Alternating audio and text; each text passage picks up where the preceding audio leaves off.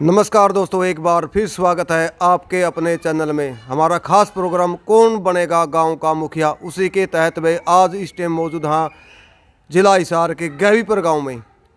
लगातार आपको हर गांव की अपडेट दे, वहाँ कौन कौन भाई प्रत्याशी उठे, किसके के मुद्दे हैं। इस टाइम में गैवीपुर गाँव के जो सरपंच प्रत्याशी गोपीराम नलवा हमारे साथ है। नमस्कार जी नलवा साहब।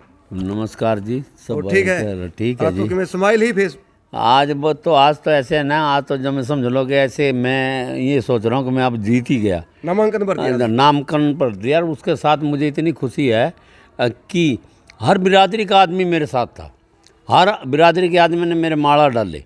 मतलब ये देख ले भाई, माला के निशान भी है जो पीड़े हो रही है। हाँ जी। मतलब हर बिरादरी के आदमी ने माला डाल ली। हर बिरादरी का मेरे साथ स्कूल में नॉमिनेशन करवाने गया और सब ने आश्वासन दिया। अगर भाई कैंडिडेट चाहिए तो हमें ऐसा चाहिए कि भाई ये नहीं है कि आज 10वीं पास करके आ गया, 8वीं पास करके आ गया, मेरे लड़के को सरपंच बना दो, वो बना दो। गाँव ये नहीं चाहता। मैं 1995 में उप सरपंच बना था। मैंने उस टाइम लोगों का काम किया था, तो लोग मेरे को उस दिन से ही पहचानते हैं 1995 में से कि भाई ये आदमी काम करने वाला है। क्योंकि 1995 में बीपीएल कार्ड बने थे, जब लोगों को कोई पता नहीं था। तो 1995 में मेरे गांव में मुझे 700 बीपीएल कार्ड बनाए, जो हरियाणा का रिकॉर्ड है। पूरे हरियाणा का रिकॉर्ड, पूरे हरियाणा का रिकॉर्ड है। अगर कोई भी हरियाणा में आप आंकड़े उठा कर देख लो, किसी गांव में 700 बीपीएल कार्ड हो। मैंने गैबीपुर में बीपीएल 700 कार्ड बनाए। ये नहीं कि मेरी बिरादरी के, हर बिरादरी के 700 बीपीएल कार्ड है गैबीपुर गांव में। और तो हरीश डिपू वाला पंजाबी है, वो मेरे को ये बोला कि भाई हमारे पंजाबी भी तो गरीब हैं। ये सारे दूसरी एससी कास्ट वाले गरीब थोड़ी हैं, पंजाबी भी बहुत गरीब हैं। तो मैं कहूँ मैं गरीब है, उनको भी बोला, अधिकारी को मैंने बोला अगर भाई ये बहुत गरीब हैं तो कम से कम 20 कार्ड तो हरीश डिपू वाले ने पंजाबियों को बनाए। वास्तव में गरीब थे, वो गरीब लोग थे। तो मैंने सारी बिरादरी को एक नज़र से देखा। अब मैंने ये नहीं देखा भाई ये पंजाबी है, गोड है, धानक है, चमार है, एडी है। नहीं, जो गरीब है मेरे से हुआ मैंने किया। और पंजाबी भी बहुत गरीब थे, वो वास्तव में गरीब थे। तो हरीश डिपू वाला मेरे को ये बोल रहा कि भाई हमारे पंजाबी, मैंने अधिकारी कहा जी घर देखो उनके जाके, वास्तव में गरीब हैं। और वो जो बने हैं वो वास्तव में गरीब आदमी के थे। कितना नाम लिखवा दिया समाज सेवी गोपीराम नलवा। कुछ भी लिखा हो थे, वो तो आपकी मेहरबानी। जो मतलब पर हमने सब बिरादरी को एक नज़र से देखा, आगे भी एक ही नज़र को देखो। और उसके बावजूद 2005 में जब बाढ़ आ गई थी, तो बाढ़ में मकान नष्ट हो गए थे।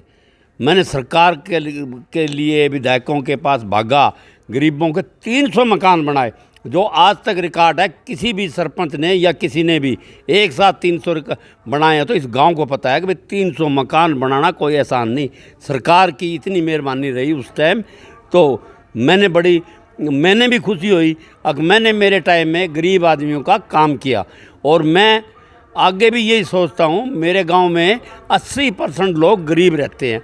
मैं गरीबों का काम करूँ, गरीबों के लिए। जैसे हमारा छोटा अस्पताल बन जाए, मैन एजेंडा देखो जी, सबसे पहले स्वास्थ्य के लिए। क्योंकि छोटा अस्पताल हो तो यहाँ गरीब आदमी है, बरोड़ा जाना ना पड़े, यहीं इलाज हो जाए।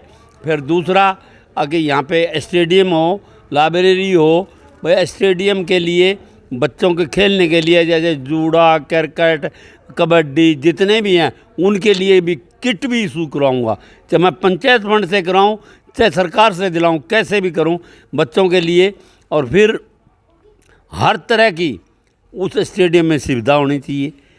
मतलब ये भी है कि साथ में एक गरीब गांव है, गरीब गांव का बच्चा कैसे आगे खिलाड़ी जाके बन सकता है। अगर यहाँ स्टेडियम होगा तो गरीब बच्चा भी पढ़ेगा, सब कुछ पढ़े। हमारे यहाँ हाई स्कूल भी है, हाई स्कूल भी है, बच्चे खेलने लाए, पर स्टेडियम नहीं है, उनके लिए सामान नहीं है, वो आगे कैसे बढ़ेंगे। हमारे बच्चे थे, मतलब हमारे 1-2 लड़का कोई हरियाणा लेवल में मेडल लेके आया, वो गरीब बच्चा था, आगे बढ़ नहीं सका। अगर यहाँ स्टेडियम होता, कुछ ही होता, तो वो आगे जाके पता नहीं क्या करता। यानी कि कोच की भी सुविधा करोगे? कोच की भी होगी यार, होनी चाहिए। इतना बड़ा गांव है, गरीब है, एससी गांव, 80% लोग रहते हैं यहाँ। तो मेरी यही नीति है, मेरी उम्र के लिहाज से, मैं इस गांव में काम करूं हमेशा के लिए। याद रहे कि भाई फलाना सरपंच बना था, उसने ये काम किया।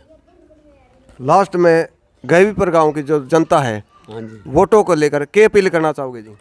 भाई जनता ये चाहती है, मैं तो जिस गली में भी जाता हूँ, भाई नुके तेरे को बनाएंगे। मैं तो किसी बुजुर्ग औरत के पास जाऊँ चाहे गली में जाऊँ, मैं वो कहते तुम वोट मांगने क्यों?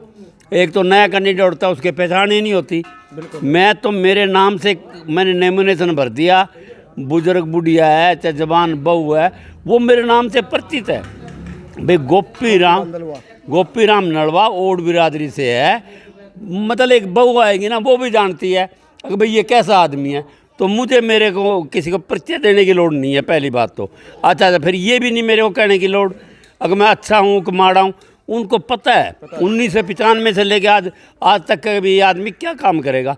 जैसे अब बाढ़ आई थी, उसमें मैंने बड़ी मेहनत की, लोग गरीब आदमी को लिए कैंटर के जाने के लिए पैसे भी नहीं थे बेचारे। मैं कहा भाई कैंटर के पैसे मैं भरूँगा, चलो डीसी साहब के पास चलते हैं, भाई हमारे गांव का पानी निकले। तो वो पानी का असर मेरी बस्ती वाले कहते हैं, चाहे कोई भी खड़ा हो जाए, भाई हमने तो डूबना नहीं है, हमने तो गोपी राम को बनाना है। तो मुझे इतनी खुशी है, अगर इतने लोग मेरे को चाहते हैं तो मतलब मुझे तो बढ़ने से पहले ही खुशी होगी आज। और इससे ज़्यादा तो गांव वाले और क्या करेंगे जब मेरे को चाहते हैं, उम्र के लिहाज से भी चाहते हैं, अनुभव के हिसाब से भी चाहते हैं। और फिर दूसरा मेरा एक काम और होगा, ये नहीं है कि दूसरे लोग भाई आपस में झगड़ा हो गया, अब जा भाई थाने चला जा, थाने में भी हम ही जाते हैं, फिर जाके वहाँ राजीनामा होता है। हम यहाँ से 20 आदमी जाएंगे, किराया भरेंगे, भाड़ा भरेंगे, कोई गाड़ी में बिठा के ले जाएंगे। पहली मेरी ये कोशिश होगी, झगड़ा होगा पहले यहीं निपटे और फिर थाने में जाए। गरीब आदमी लूट जाएगा और फिर भी हम यहाँ से 20 लोग जाते हैं और फैसला हम ही करते हैं वहाँ, फिर भी हम ही करते हो, इससे पहले हम यहाँ ही नहीं कर ले। यानी कि आपकी कोशिश रहा है कि भाई मेरी कोशिश यही रहेगी पूरे निमेट दिया। मैं ये कहूँगा भाई थाने में नहीं जाओ। दूसरा, कोई नशे का या उसके लिए कोई युवा लोग है नशे के आदी है, जो नशे का कोई आदी मेरे को मिला मैं उसको बख्शूंगा नहीं। क्यों युवा पीढ़ी नशे में नहीं जानी चाहिए, मेरी ये सोच रहेगी सबसे पहले तो। इससे अलग और अपना क्या एजेंडा होगा जी? उससे महिलाओं के लिए बात करो, महिलाओं के लिए क्या करना चाहोगे अगर आपको मौका मिलता है सरपंच बनने का? महिलाओं के लिए तो पहली बात तो यहाँ गरीब है, मैं वो सिलाई सेंटर खुलाऊंगा। सिलाई सेंटर, अच्छा, और जो महिलाओं के लिए कोई और सुविधा होगी, जो गवर्नमेंट की मांग होगी, वो करवाऊँगा हैं। तो महिलाओं के लिए तो सबसे पहले सिलाई मशीन या कोई और रोज़गार उद्योग आता है, तो हम ये कहते हैं कि भाई औरतें हों, गरीब औरतें हैं, वहाँ धंधा चला लें। उसके लिए गवर्नमेंट से कोई जैसे कोई नई स्कीम गवर्नमेंट आती है कि भाई लेडीज़ ये काम कर सकती है, उसको लोन दिलाने का काम करेंगे। धन्यवाद जी, आपका बहुत बहुत बहुत धन्यवाद, आप हमारे साथ जुड़े। भाई अपना क्या लगे भाई, जो गोपी राम नलवा ने बताया भाई, मैं जब उप सरपंच था मैंने 300 से ऊपर मकान लोगों को दिए भाई, और 720 बीपीएल परिवारों को रोजगार दिया भाई।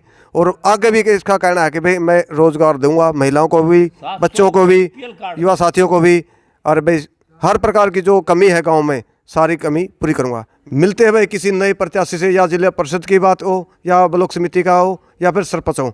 तब तक के लिए भाई सतबीर चाहल की राम राम, जय जवान जय किसान। और वीडियो ना भाई ज़्यादा से ज़्यादा शेयर करा करो भाई, शेयर की कंजूसी ना करा करो भाई, ज़्यादा से ज़्यादा शेयर जरूर करो भाई। धन्यवाद।